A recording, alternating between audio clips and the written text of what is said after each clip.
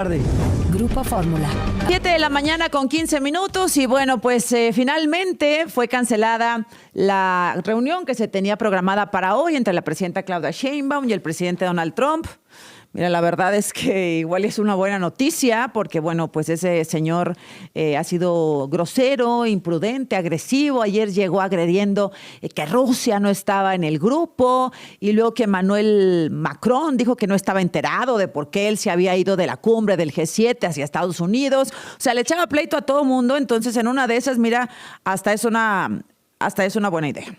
¿Qué pasó con Donald Trump? Aquí vamos a ver todos los medios, todos los medios de comunicación están consignando esto en las portadas. El Financiero: abandona Trump la cumbre del G7. La Casa Blanca debe atender asuntos importantes en Washington. No habrá bilateral con Sheinbaum. En el Universal: Sheinbaum llega al G7, se cancela su reunión con Trump. Reforma: deja a Trump la cumbre y pide evacuar Teherán. Regresa presidente de Estados Unidos tras firmar declaración del G7 que condena a Irán. Excelsior: conflicto en Oriente Medio se impone al G7. La Jornada: Trump deja cumbre del G7 por guerra entre Israel e Irán. Y así todas las portadas de los medios impresos hoy y bueno, y de los portales, por supuesto, así por el estilo. Hay un problema evidente, por supuesto, entre Israel e Irán. Está el director de la División de Estudios sobre el Desarrollo del CIDE, a quien le agradezco mucho que me tome la... Buenos días. ¿Qué tal? ¿Cómo estás, Azucena? Muy buenos días. Un saludo a todos. Gracias por tomarnos la comunicación, gracias. A ver, evidentemente esto no tiene nada que ver con México. Este tema de la salida de Donald Trump del G7 no dejó plantar a la presidenta, no le hizo el feo, no le jugó chueco. Hay un problema entre Israel e Irán. Bueno, efectivamente hay un problema histórico de muchos años que hoy en día ha soltado una guerra preventiva, de acuerdo a la postura de Israel, en donde pues hay una cuestión de neutralizar las capacidades técnicas de este país para que no pueda enriquecer más uranio y ser una amenaza no solamente para Israel, sino para el mundo, de acuerdo a la óptica. Pero bueno, también es cierto que esto lleva a una situación muy compleja en el terreno internacional, porque distrae a muchos mandatarios, en este caso el señor Trump, salirse del G7 para atender una cuestión pues muy importante, porque no es un tema menor que el señor Trump haya dejado el G7 para poder reunirse con su aparato de seguridad, con su cuarto de junto, para tomar decisiones si participa o no participa en este conflicto. ¿Y por qué está tomando esta decisión? Bueno, pues porque se pensó que en un primer momento la neutralización de los diferentes puntos críticos de Irán sería una cosa fácil, pero no se pensó que este país tuviera una capacidad de respuesta, Susana. Así es, y bueno, a ver, ya lo mencionabas un poco, el doctor Adolfo Laborde, director de la División de Estudios sobre el Desarrollo del CIDE. ¿Cuál puede ser la participación de Donald Trump? Es decir, ayer acusaba a Emmanuel Macron de decirle, a ver, yo no voy por un alto al fuego, yo voy para que terminen las agresiones, ¿o podría participar Estados Unidos en algo como una tercera guerra mundial? Bueno, el tema aquí es una cuestión técnica. Estados Unidos tiene la capacidad para poder enviar bombarderos que puedan penetrar los búnkers con bombas muy específicas, muy potentes, y que de esta forma puedan eliminar las capacidades de Irán para poder seguir enriqueciendo uranio y dejar de ser una amenaza. Y no solamente eso, sino también en el tema de la transportación, porque son muchos kilómetros de Teherán a Tel Aviv y al territorio israelí, para poder abastecer a los aviones F-35 de última generación y también proporcionar, además de lo que ya ha hecho, inteligencia para neutralizar los blancos en Irán.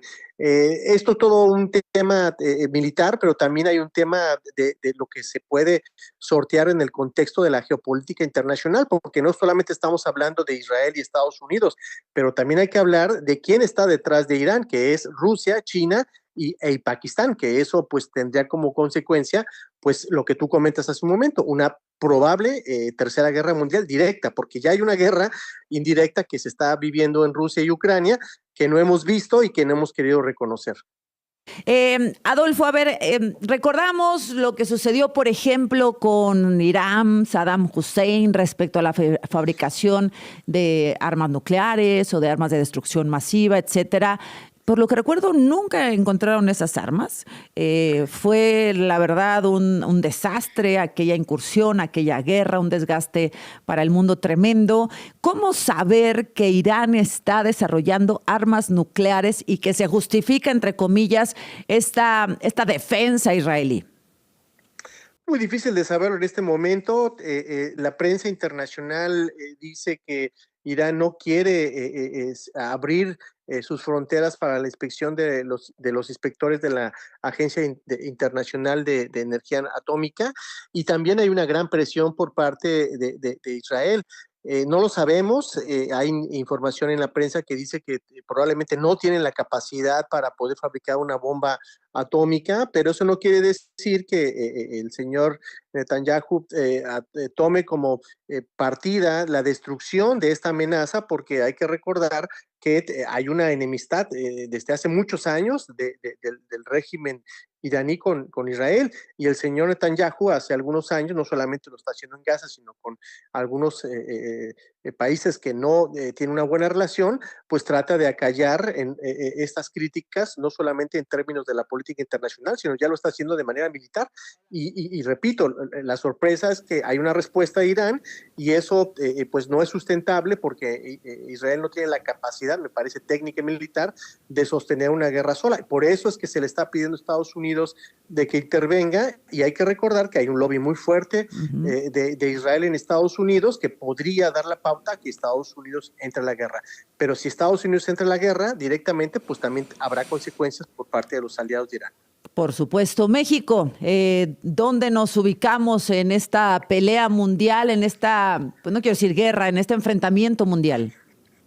Bueno, México tiene que apelar a los principios de la política exterior, la autodeterminación de los pueblos, la solución pacífica de los conflictos, el derecho internacional, la cooperación internacional. Pues no podemos tomar una partida, porque si bien es cierto, es un conflicto que tiene que ver con un tema histórico, también es cierto que el hecho de hacerlo podría poner en juicio y podría poner en peligro los intereses de México en el mundo, y sobre todo porque tenemos aquí una población pues de ese país, de Israel, y también hay una población que podría verse pues afectada ante una postura. La política exterior de México es clara, la política es la solución de los conflictos a través de la paz, del derecho internacional, y ese seguirá siendo nuestro principio rector. Bueno, pues si es posible, doctor, le damos seguimiento a través suyo sobre las decisiones que se tomen por parte de Donald Trump. Hasta ahora, pues no se ha manifestado nada. Ayer llamó a su gabinete o a su equipo cercano de seguridad que para tomar decisiones, etcétera, pero hasta ahora no sabemos nada tras su regreso del G7.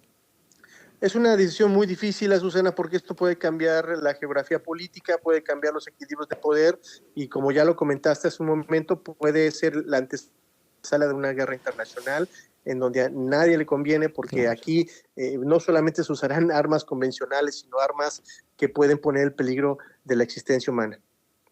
¿Así? ¿Definitivo?